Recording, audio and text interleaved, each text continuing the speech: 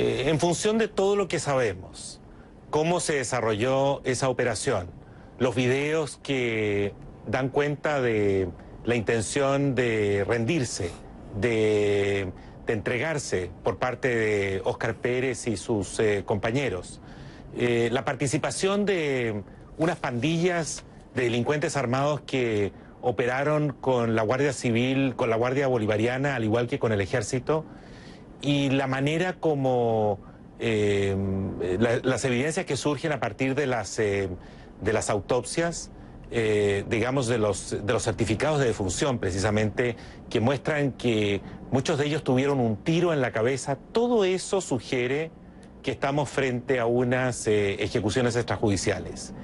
Y luego de estos hechos, los militares destruyeron la casa, impidieron a los familiares el acceso a los cadáveres, los enterraron el día, a la hora, en la oportunidad en que ellos se les dio la gana.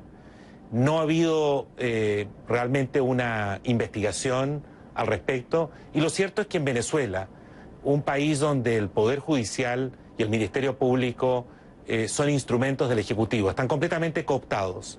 No hay garantías que estos hechos realmente puedan ser dilucidados, investigados y los responsables sancionados. En las primeras horas después de que muriera Óscar Pérez, que se confirmara la muerte de Óscar Pérez, emergieron al menos 3 versiones, si no contradictorias, distintas, diferentes, desde el chavismo, desde el oficialismo.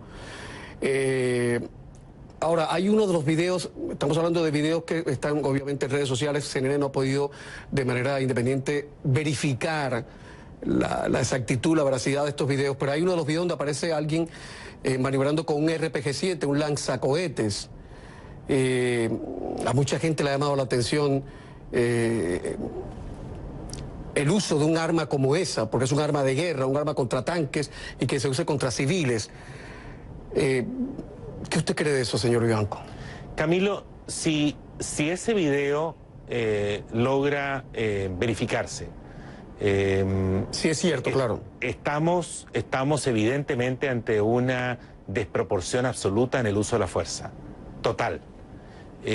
Insisto, las imágenes son realmente muy conmovedoras, y da la impresión que los oficiales, los militares que usan ese lanzacohetes, si esto efectivamente ocurrió tal cual lo muestran las imágenes, estamos ante una operación que buscaba aniquilarnos, ¿no? Esto no jamás da la impresión que no tuvieron la intención de capturarlos con vida, de procesarlos, sino simplemente de masacrarlos. Eso es lo grave de todo esto, y por eso es que esta noticia ha dado la vuelta al mundo, por eso es que ha generado un impacto realmente, porque sugiere un grado de brutalidad deliberada, y probablemente con la autorización al más alto nivel de las autoridades que hacen parte hoy día de la dictadura cívico-militar que gobierna Venezuela. La oposición dice que la manera en que reaccionó las fuerzas de seguridad del gobierno de Maduro fue una respuesta prácticamente desesperada, que tal vez podría no haberse llegado a esos límites. No nos consta, no podemos manejar esa información más que como hipótesis, porque reitero, la información que hay sobre el tema Óscar Pérez es muy esmirriada, muy contradictoria, es la que dicen algunos en redes sociales, es lo que dice el gobierno por su parte, pero bueno, de momento es un tema que me imagino, Vivanco, seguirá pendiente en la imagen, en el imaginario social de los venezolanos, de los dos bandos, ¿eh? Yo creo que durante muchos años chavistas y antichavistas van a tener esto de Óscar Pérez en mente, porque no creo que el país, la desmemoria nacional, pueda borrar esto tan fácilmente. Este hecho yo creo que marca un antes y un después en el caso de Venezuela. El año 2017 pudimos presenciar casos de brutalidad extrema, de gran crueldad por parte de la Guardia Nacional Bolivariana y de los colectivos que operan con licencia para disparar, para usar armas, para detener. Hay tantos testimonios e imágenes y evidencias que muestran el grado de brutalidad y de abuso extremo a lo que llegó el gobierno para mantenerse, aferrarse en el poder frente a esas masivas manifestaciones de los ciudadanos pidiendo mejorías, pidiendo ayuda frente a la crisis humanitaria, a la ausencia de medicamentos, de medicinas, a la falta de libertades públicas en Venezuela. Pero lo que ocurrió con Óscar Pérez creo que genera una reacción de rechazo aún más.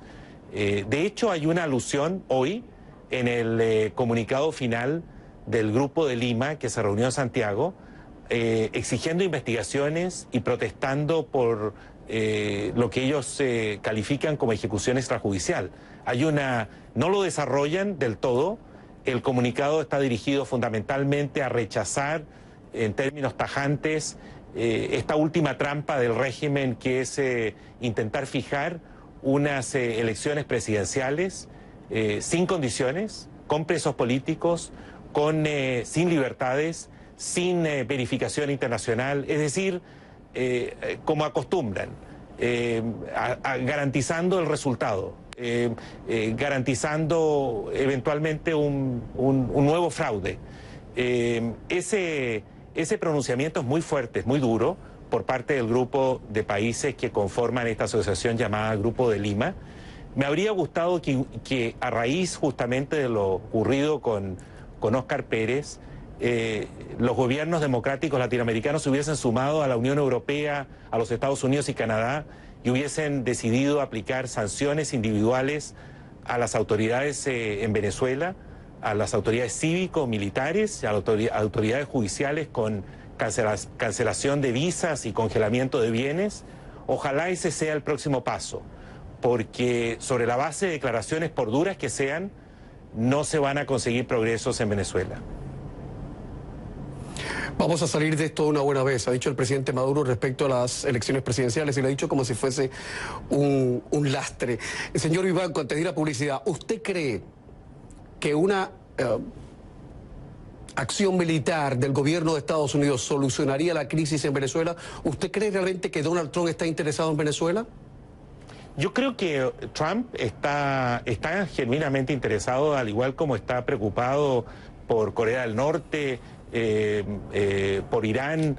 El caso de Venezuela está en su mente constantemente, pero sí creo que sería un grave error asumir que la solución al tema de Venezuela reside en una solución de tipo militar.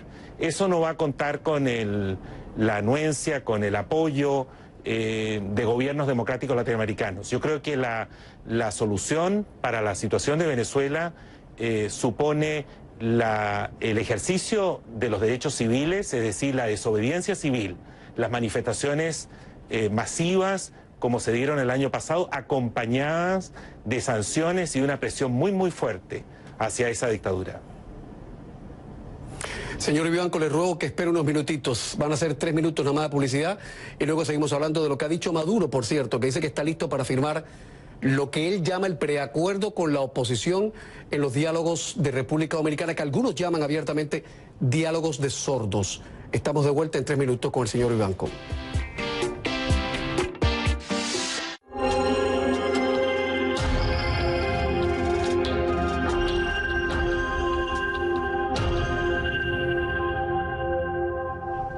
Señor José Miguel Vivanco, director de Human Rights Watch para las Américas, ¿qué opinión le merecen los diálogos de República Dominicana entre los chavistas y la oposición? Algunos dicen que son diálogos de sordo, que ya todos los puentes se han destruido, que todas las naves se han quemado.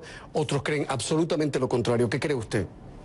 Camilo, México acaba de anunciar que se retira de esos diálogos. México junto a Chile han estado observando esos diálogos, pero justamente por el anuncio de Diosdado Cabello, que intentan hacer estas elecciones presidenciales a la brevedad posible para lograr conseguir que Maduro se quede otros 6 años en el poder. Ese es el propósito, sin garantías, en fin, sin mayor esfuerzos por lograr promover un proceso con la más mínima credibilidad. Chile también ha sugerido que muy probablemente seguirá los mismos pasos que México.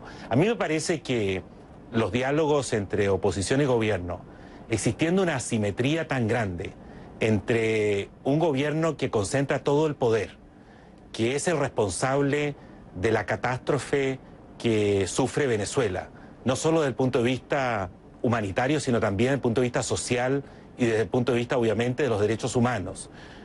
Un régimen que se comporta como una verdadera tiranía, como una dictadura, enfrentada a una oposición que es víctima de este régimen.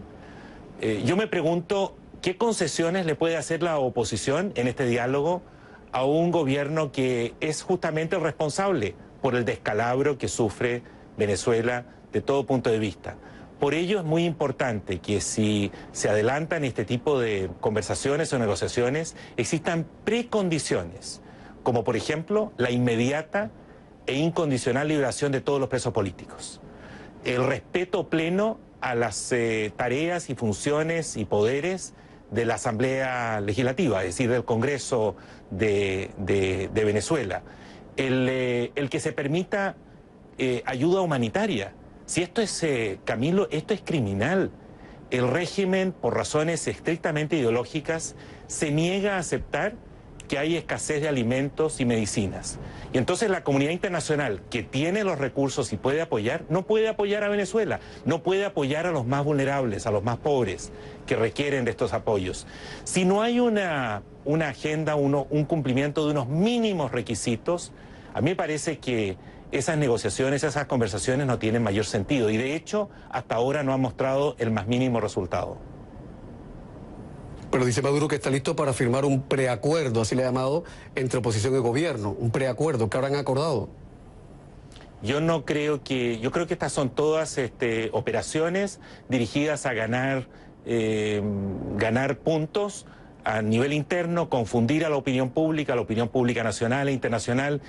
¿Qué preacuerdo puede existir con un gobernante que hace un par de días amenazaba a 2 obispos por las homilías que lanzaron en la misa, durante la misa, criticando la situación del país y amenazándolos con que los iba a meter presos, a aplicarles lo que ellos llaman la ley del odio, que es una ley aprobada por la Asamblea Constituyente, que es completamente ilegítima, y que les permite reprimir a cualquiera que se atreva a criticar al régimen. Estamos frente a una dictadura cívico-militar que además está involucrado en gravísimos hechos de corrupción, frente a la cual, tanto a nivel interno como a nivel internacional, hay que actuar con la mayor firmeza, con la mayor claridad, condenando a estos funcionarios, tal cual lo ha hecho la Unión Europea, impidiendo que puedan transitar hacia Europa y congelándoles